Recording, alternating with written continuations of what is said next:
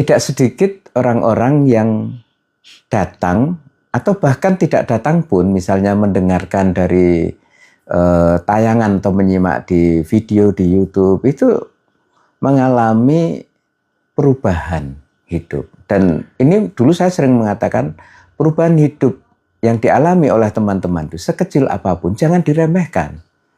Dalam perspektif psikologi agama itu tuh proses yang harus dihargai dan nilainya apa ya istilahnya itu gejala-gejala penting, kayak orang tuh lahir kembali dari satu keadaan yang tidak bagus menuju yang bagus. Kata khalifah di situ oleh Mbah Nun tidak dalam beban politik politik apa ya istilahnya itu politik Islam seperti selama ini kita pahami dari berbagai literatur, tetapi kekhalifahan itu adalah dirimu yang sadar bahwa ada loh tugas dari Allah itu buat setiap orang itu untuk menjalankan kehidupannya dengan sebaik-baiknya.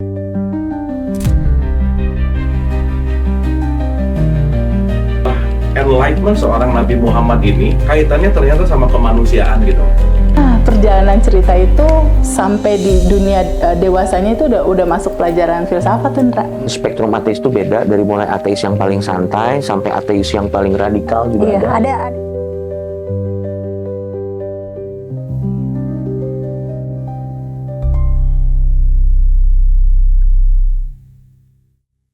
Tapi gimana Mas caranya Mbah Nun untuk kemudian mempraktikkan pluralisme itu bukan sekedar konsep gitu ya, tapi memang benar-benar sebagai laku hidup sehari-hari beliau gitu selama membersamai Kiai Kanjeng itu gimana?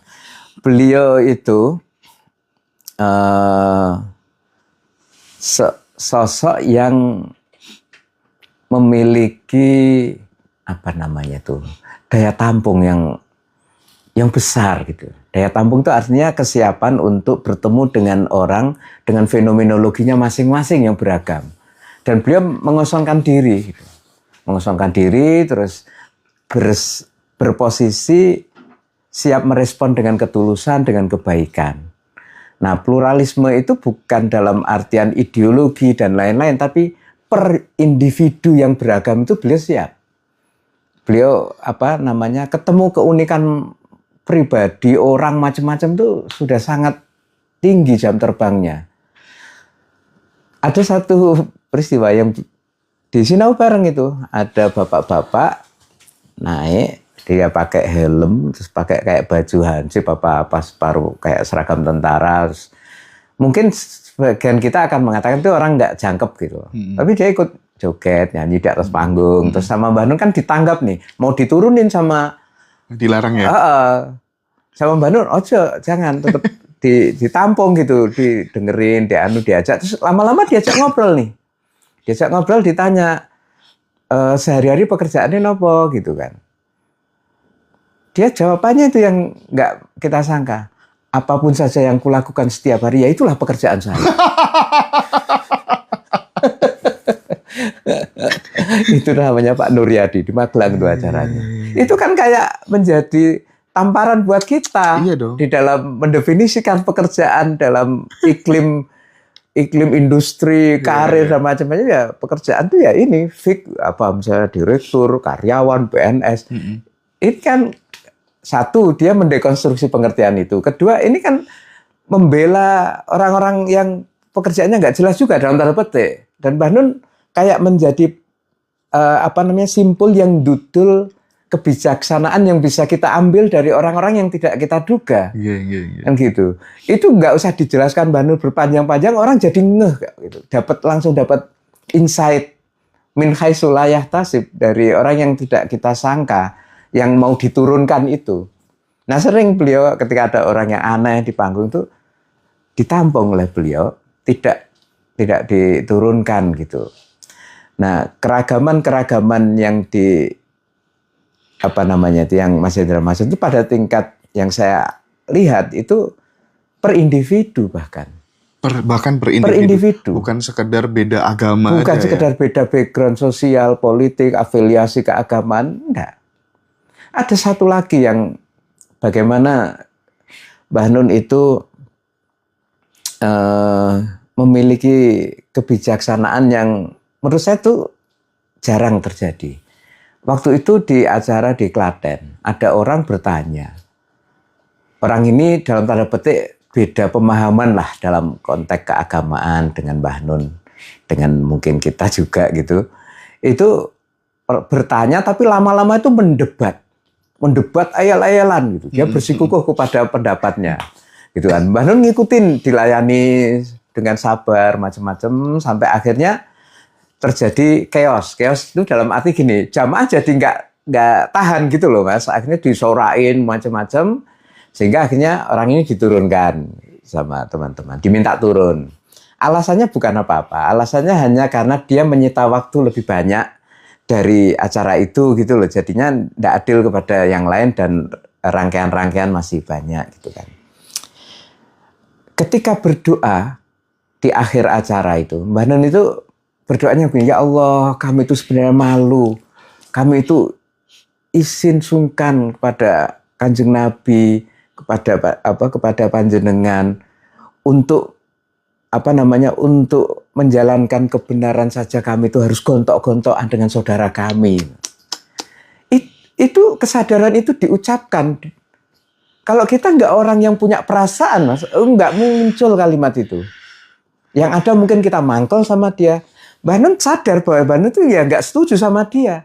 Tapi di hadapan Allah menyusun kalimat seperti itu, ya Allah, untuk kami melaksanakan atau menjalankan kebaikan, kami semua ingin baik, tapi kami malu, kami mohon maaf kalau harus sampai gontok-gontokan seperti itu. Saya baru kali itu, ya bagi saya pribadi itu mengesankan betapa lembut perasaan beliau dalam konteks dengan sesama umat Islam, dengan wong cilik, dengan orang yang berbeda pendapatnya dengan beliau. Tapi bukan mungkin, beliau marah loh, enggak. Seperti itu Pak Sendra. Itu di Klaten, Sinau bareng. Tapi mungkin ya situasional juga ya, karena aku dulu tuh seneng banget waktu Ma'iyahan di Padang Bulan tuh, setelah aku bertanya, yang tanya itu kalau nggak salah Ketua Hizbut Tahrir Tuban ya, mempermasalahkan soal sadurunge sholat lah anak pujian sih Mas biasanya gitu kan ya. Iya. Rame kan. Terus kemudian mungkin karena debat terus dan lain sebagainya gitu, muncul Mas kalimat sangar dari Simbah gitu. Kowe iki wedhus kok mlebu nang kandange singa gitu. Itu langsung diem semuanya itu. Jadi memang luar biasa sih kalau kita ngomong soal khususnya jamaah Ma'iyah ya. Yang bisa bertahan berjam-jam itu ya, mulai habis Isya sampai mau subuh dan mereka datang ke situ juga tanpa gimana gitu. Ini orang bisa ngerawat puluhan tahun forum Ma'iyah itu.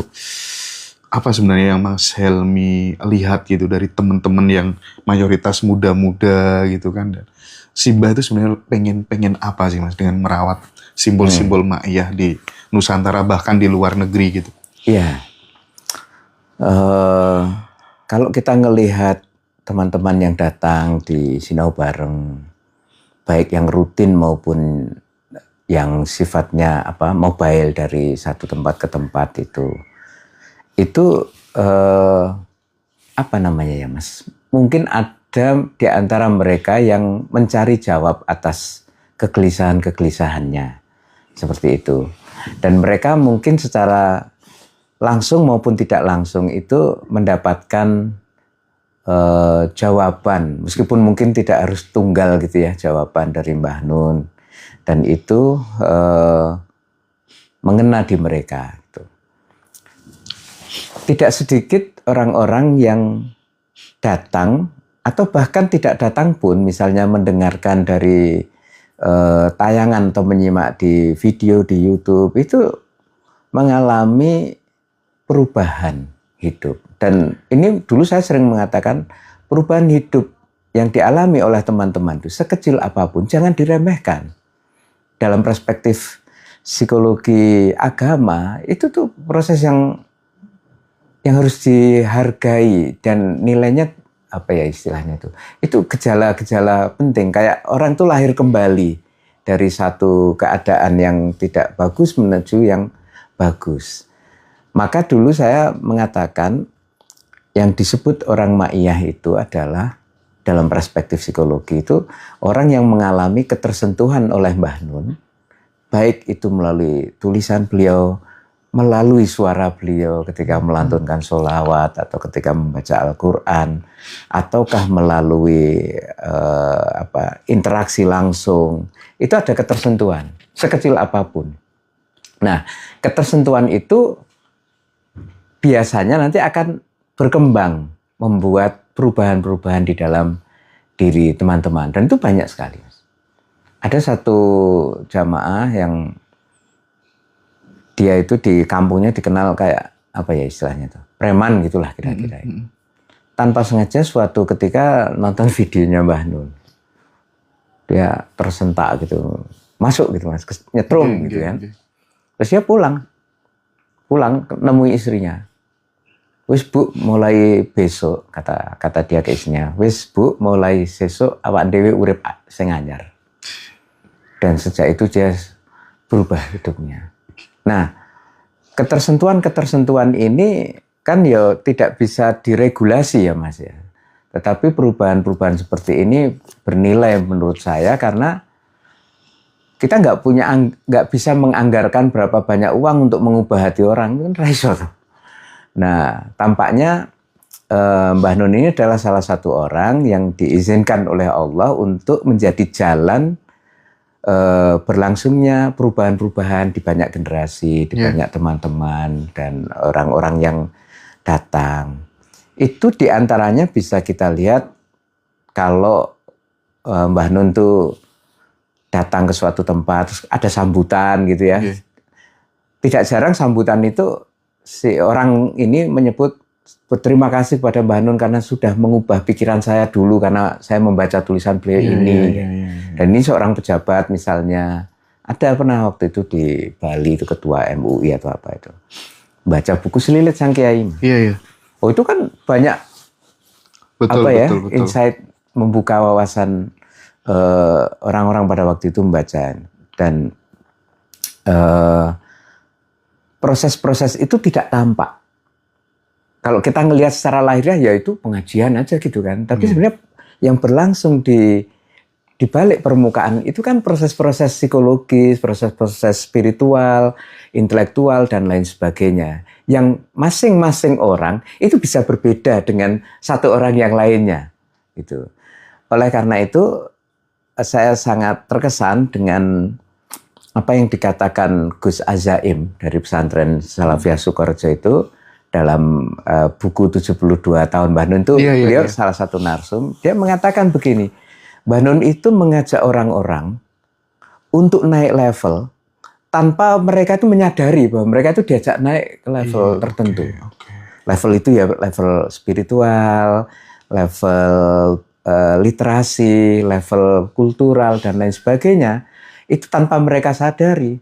Orang yang kemarin mungkin tidak punya budaya membahas sesuatu, tiba-tiba gabung di situ, tiba-tiba ikut mendengarkan pembahasan tentang politik, tentang tasawuf, tentang apa. Itu kan tanpa sadar dia itu dimasukkan dalam satu forum yang itu menaikkan level mereka. Itu privilege sebenarnya. Belum lagi dari segi budaya, mendengarkan musiknya Kiai Kanjeng. Jadi tanpa Mbah Nun menyatakan sekalipun sebenarnya mereka itu diajak naik level pelan-pelan tanpa mereka itu sadar. Ini menurut pandangan Gus Azaim di dalam buku 72 tahun Mbah Nun yang rilis kemarin itu.